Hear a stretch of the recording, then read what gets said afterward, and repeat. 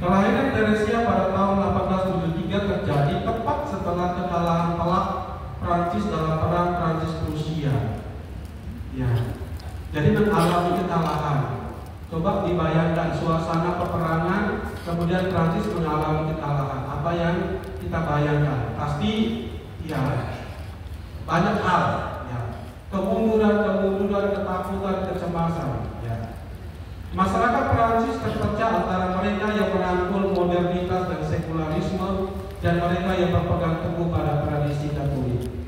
Pada zaman abad ke-19 itu ada gerakan anti-klerikalisme. Jadi orang menjadi antipati terhadap pengurus gereja, para imam, uskup, bahkan juga paus.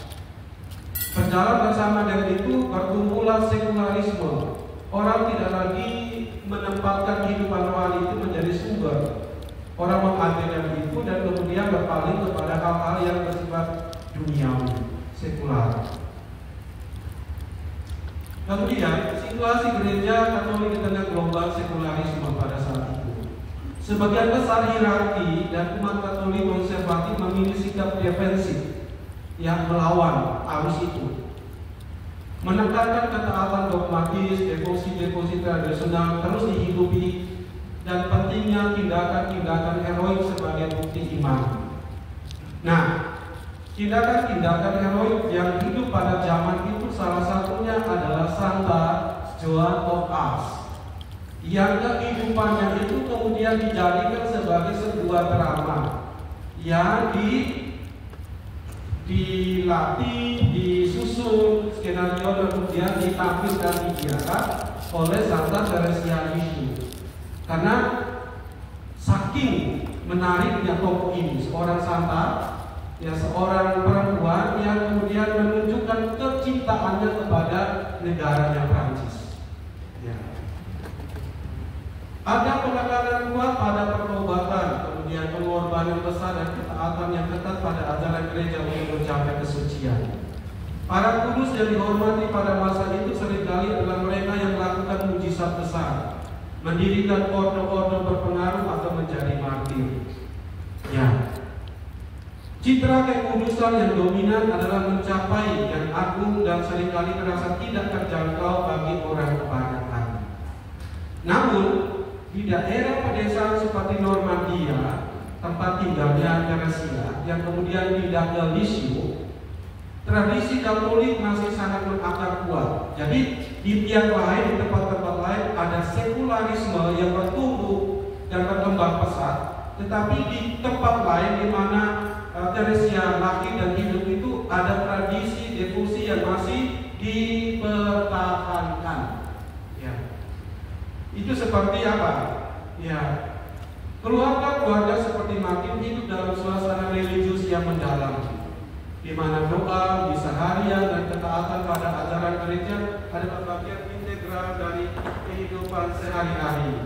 Jadi mereka itu kalau tidak ada halangan, hampir setiap pagi itu, ya orang tua dan anak-anak, ya Zeli, Martin, dan saudara-saudara Teresia itu ke gereja untuk misa, berdevosi dan lain sebagainya.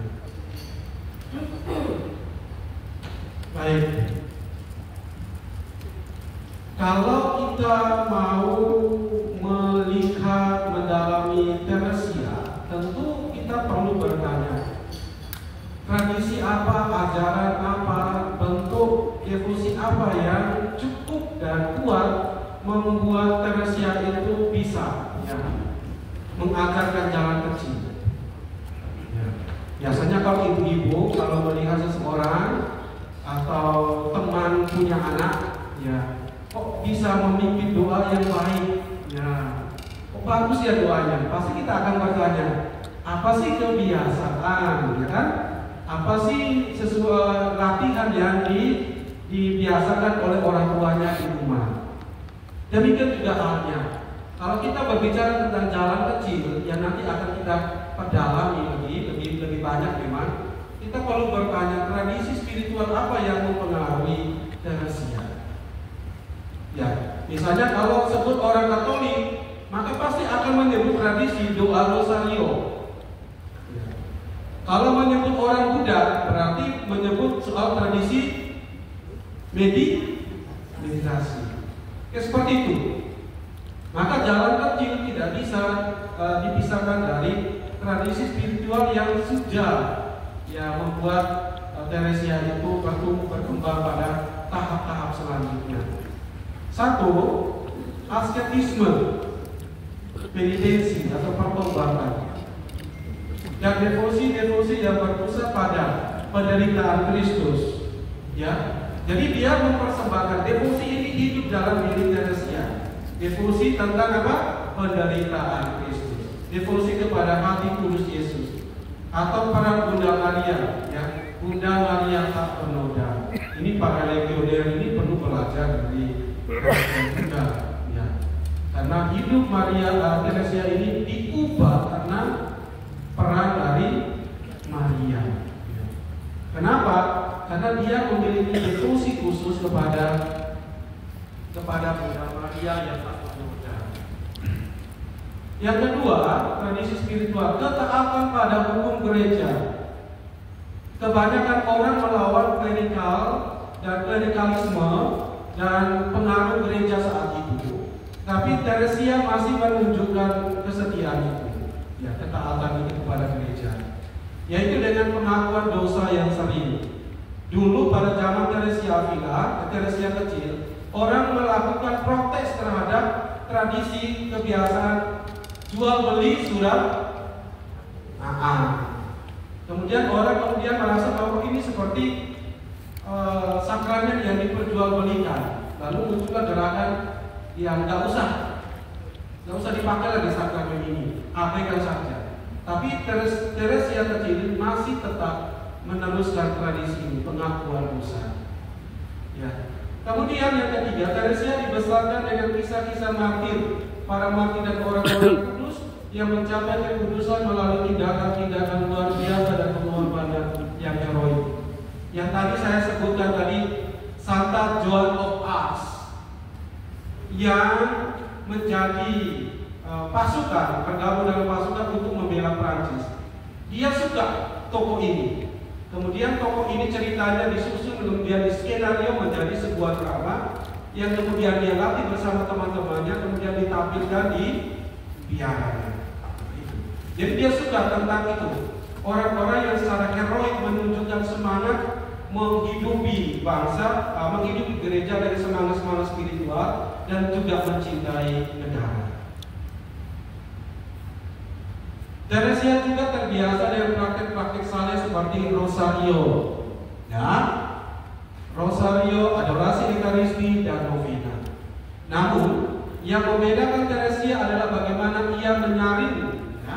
Jadi tidak seluruhnya dia ambil kepunyaan orang lalu dia menirunya.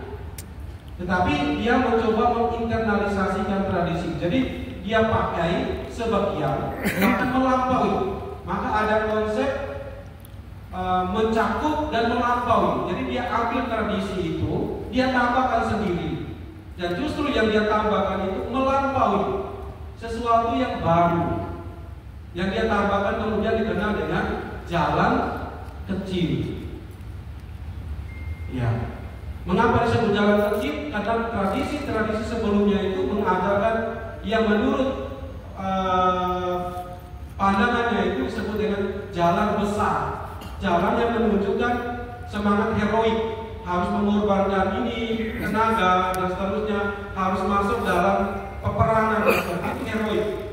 Atau heroiknya itu adalah orang yang pergi ke padang gurun meninggalkan dunia, lalu kemudian mereka sana mempersembahkan ini dalam doa dan pelayanan. Itu jalan besar menurut pandangan Teresia. Sedangkan jalan kecil yang dirintis oleh Teresia itu adalah, nanti kita akan mendalami, dia menghidupi hari-harinya itu di biara itu dengan semangat yang besar. Karena dia berprinsip bahwa yang dibutuhkan oleh Tuhan itu bukan karya yang besar, tapi hati. Yang berikutnya supaya lebih lengkap informasinya.